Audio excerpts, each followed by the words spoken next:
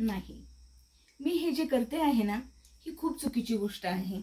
सकाळी उठल्या उठल्या कधीच घेऊन मोबाईलशी खेळणं चुकीचं आहे, कारण रात्रभर आपले डोळे रेस्ट करत असतात आणि आपण ज्या वेळेला मोबाईल घेतो त्यावेळेला आपला जो मोबाईलचा इफेक्ट असतो तो डोळ्यांवर डायरेक्ट येतो आणि डोळ्यांवर डायरेक्ट आल्यामुळे तो आपल्या ब्रेन पर्यंत जातो आणि ब्रेन पासून आपल्या शरीरामध्ये अनेक बदल होत असतात आणि त्याच्यामुळे आपल्याला वेगवेगळे आजार होतात।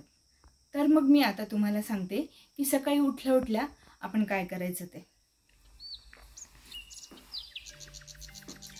कराग्रे वसते लक्ष्मी, करमध्ये सरस्वती, करमूले तु गोविंदा, प्रभाते करदर्शनम, समुद्रवसने देवी, पर्वतस्तनमंडले, विष्णुपत्नी नमस्तुभ्यं, पादस्पर्श क्षमस्व मे, वसुदेवसुतं देवं, कंसचाणूरमर्दनं, देवकी परमानन्दं, कृष्णं वन्दे जगद्गुरुं, गुरुर्ब्रह्मा गुरुर्विष्णु, गुरुर्देवो महेश्वरा, गुरुर्साक्षात् परब्रह्म, तस्मै श्री गुरुवे नमः।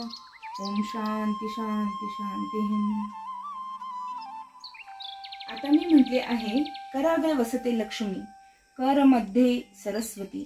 आपल्या करामध्ये म्हणजे आपल्या हातामध्ये अग्रभागामध्ये लक्ष्मी असते आणि मध्यभागामध्ये सरस्वती असते।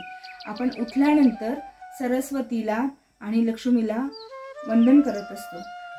त्यानंतर आपण जमिनीला स्पर्श करतो, म्हणून आपण धरणी मातेची प्रथम क्षमा मागतो, क्षमा याचना मागतो की धरणी माता माझा पाय तुझ्यावर पडेल, मला माफ कर।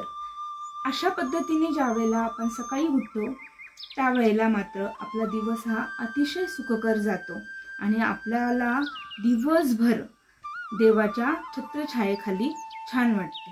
ह्या गोष्टी नुसत्या ऐकून उपयोगाच्या नसतात, खरोखर देवाचं सकाळी सकाळी नामस्मरण करणं खूप गरजेचं असतं। आणि त्याचप्रमाणे मोबाईल हा कमीत कमी 2 तास तरी आपण जवळ नाही घेतला पाहिजे।